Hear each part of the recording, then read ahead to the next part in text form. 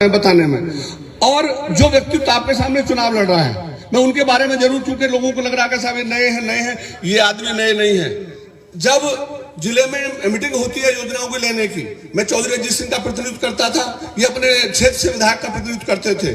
जितने वहां विधायक होते थे इनके सामने सबके सब फेल होते थे। मैंने कहा विधायक जी आपके बारे में, बोले ये बताओ अध्यक्ष जी सब ठीक चल रहा है। ठीक, आप ये देखिए बड़ी रोड से लेकर के छोटी नाली तक इनकी डायरी में नोट होती थी। और एक खरंजाई नहीं, एक व्यक्ति का अगर समाज कल्याण का काम भी होता था तो उस मीटिंग का फायदा उठाते थे। पूरी मीटिंग में सारे विधायक और सब एक साथ होते थे। आधा समय मदन भैया लेते थे और आधे समय में पूरे जिले के लोग काम करते थे। अभी मैं धन्यवाद देना चाहता हूं जिन्होंने चौधरी चरण सिंह जी का जिक्र किया।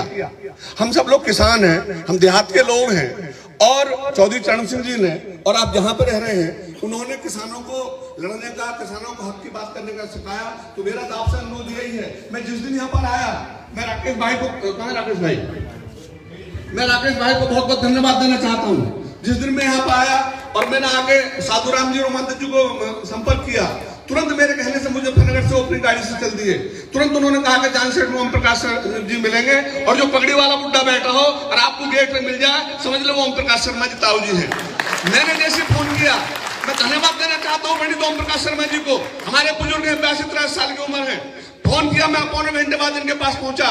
तहसील में ही करीब 50 लोग ब्राह्मण समाज के लोग इन्होंने बैठा रखे थे। आध घंटे में 50 लोग, कोई मामूली बात नहीं सोए। तुरंत उन्होंने कहा कि राकेश शर्मा जी का नंबर मैं आपको देता हूं। राकेश शर्मा जी को बात हुई। मैं धन्यवाद करना चाहता हूं जानसेठ में दरोगा जी का, चंद्रमुकुट शर्मा जी का।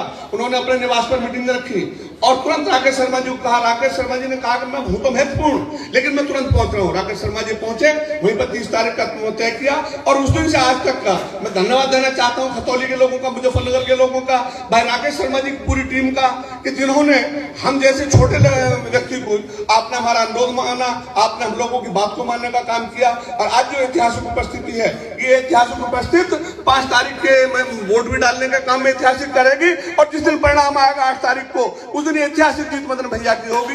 जय हिंद, जय भारत। अब मैं राकेश शर्मा जी से निवेदन करूंगा कि वे ब्राह्मण समाज की तरफ से जो हमारे प्रत्याशी हैं, दूल्हे हैं, मदन भैया जी का स्वागत करेंगे, और अध्यक्ष जी का भी स्वागत राकेश शर्मा जी करें। अनुराग त्यागी जी, वे भी जो है प्रत्याशी जी का स्वागत करें। राहुल नगर अध्यक्ष जी लोकदल, वे भी स्वागत करें। पंकज सैनी जी, वे भी स्वागत करें।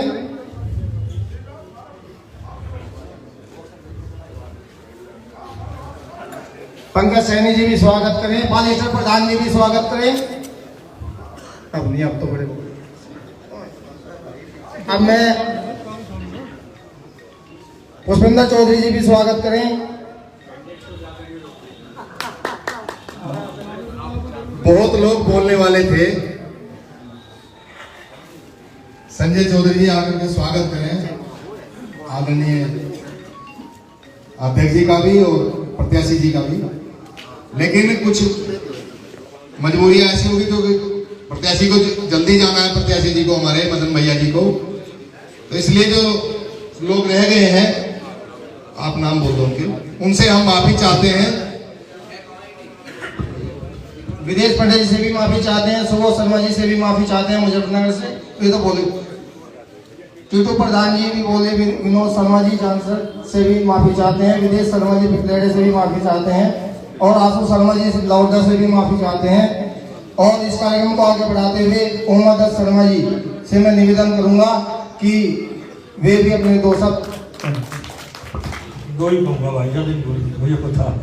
आज की सभा की अध्यक्षता कर रहे मेरे मार्गदर्शक और पश्चिमी उत्तर प्रदेश के ब्राह्मण समाज की शान और स्तंभ पंडित राजेंद्र शर्मा जी, पूर्व विधायक, आपके बगलवीर, इस विधानसभा क्षेत्र के नारे तो तुमने लगाए थे, मैं नाम लगा क्या करूँगा, इस विधानसभा क्षेत्र के प्रत्याशी पूर्व विधायक मदन भैया जी, और इस कार्यक्रम के आयोजक राकेश शर्मा जी, मेरे बड़े भाई अशोक शर्मा जी, पंडित, हमारे पंडितों की शान पंडित ओम प्रकाश शर्मा जी, ब्राह्मण सभा के राष्ट्रीय अध्यक्ष नानक चंद शर्मा जी, से सभी सम्मानित मंच, मेरे सामने बैठे बुजुर्गों, भाइयों, नौजवान बच्चों, मुझसे पूर्व लगभग सभी वक्ताओं ने एक ही बात कही है, और सभी का एक ही टारगेट है कि लोहा गरम है, चोट मार दो।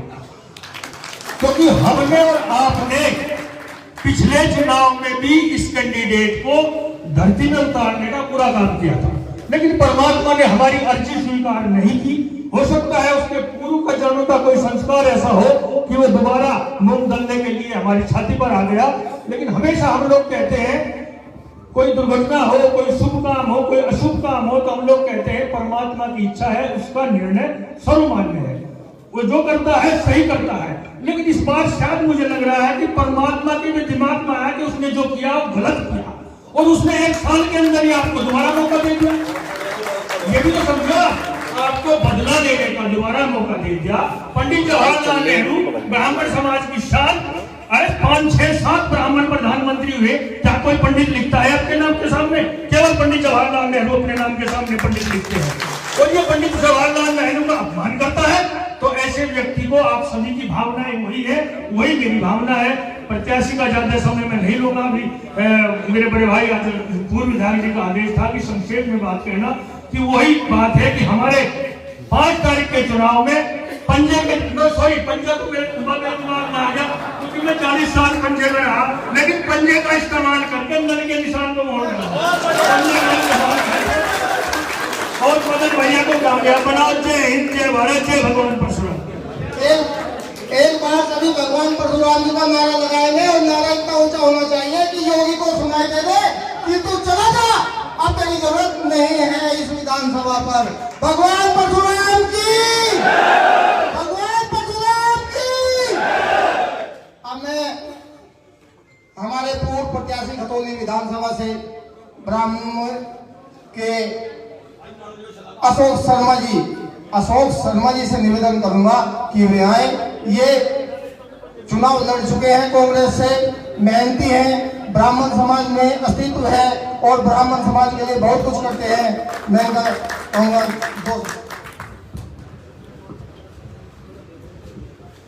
आज की सभा में इस कार्यक्रम की अध्यक्षता कर रहे पूजनीय आदरणीय हमारे मार्गदर्शक कार्यक्रम के अध्यक्ष पंडित राजेंद्र शर्मा जी, हमारे अखिल भारतीय ब्राह्मण सभा के अध्यक्ष श्री नागचंद शर्मा जी, सम्मानित मंच और इस क्षेत्र में ब्राह्मण एकता के लिए, ब्राह्मणों के सम्मान के लिए लड़ाई लड़ने वाले बुजुर्ग हमारे पंडित ओम प्रकाश शर्मा जी, उमर दत्त शर्मा जी, इस क्षेत्र को एक नई दिशा और दशा देने वाले बहुत ही कर्तव्यनिष्ठ, समर्पित, मेहनती राकेश शर्मा जी, जिन्होंने हमारे लगभग 6-7 वर्ष के प्रयास को बढ़ाकर एक ऐसा उदाहरण पेश किया है जिला मुजफ्फरनगर के अंदर कि जो एक ऐतिहासिक क्षण था वह जब इन्होंने ब्राह्मण सम्मेलन किया था, और पहले व्यक्ति हैं हमारे समाज के जिन्होंने जीआईसी के ग्राउंड को ब्राह्मण समाज से भर दिया। मैं आपका भी सम्मान करते हुए और उपस्थित सभी ब्राह्मण समाज के साथ साथ इस क्षेत्र से आए सभी प्रबुद्ध नागरिकों का, सभी जातियों का, उसका प्रतिनिधित्व करने वाले यहाँ उपस्थित सभी साथियों का मैं हृदय की गहराई से सम्मान करते हुए, प्रणाम करते हुए केवल ये निवेदन करता हूँ कि पूरे विश्व के अंदर एक हमारा भारत देश ही ऐसा है कि जिसका की आस्था लोकतंत्र में है, और पूरी दुनिया में सबसे बड़ा अगर लोकतंत्र कहिए है तो वो भारतवर्ष के अंदर है। हम अपने संविधान का, हम अपनी न्याय प्रणाली का सम्मान करते हैं।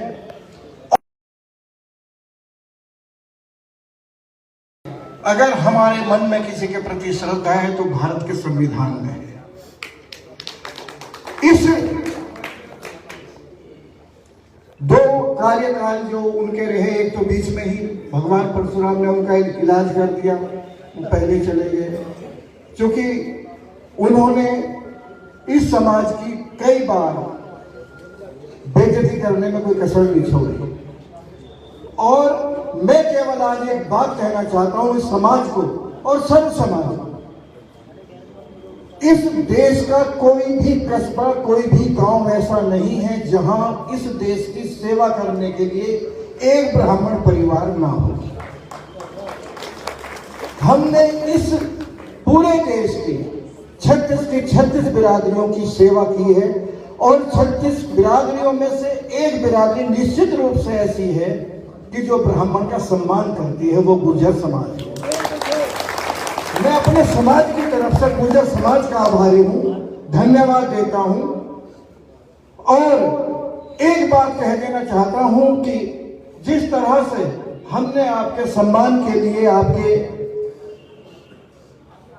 संगठन के लिए, इस देश की एकता के लिए, अखंडता के लिए ब्राह्मण समाज ने जैसे कार्य किया है, और ब्राह्मण समाज की जो अभी रिसेंटली एक हमारा परिवार जो बुवाड़े में है, उस बच्चे की उन्होंने सरेआम बेइज्जती करने की कोशिश की, लेकिन उस नौजवान ने जो उनका मुकाबला किया और जो उनको दिखलाया एक ऐसा सबक था, उसके बाद चूंकि उनके पास सत्ता की ताकत थी, उस ताकत का इस्तेमाल करते हुए उन्होंने उसको लॉकअप में डलवा दिया।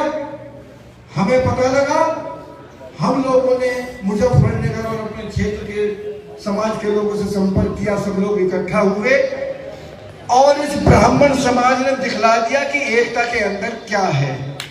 पहला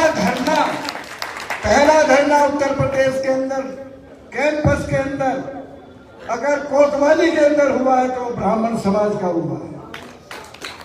प्रशासन को झुकना पड़ा, उस बच्चे को छोड़ना पड़ा। उन्होंने हमारे भगवान की, हमारे समाज की कोई और कसर नहीं छोड़ी। हम न्यायपालिका ने जो उनको सजा दी, MP MLA कोर्ट ने उनको सजा दी, लेकिन इस सरकार ने उसको नहीं माना। ये न्यायालय की अवमानना से कम नहीं है और उनको पुनः टिकट देकर ये जिता दिया कि ये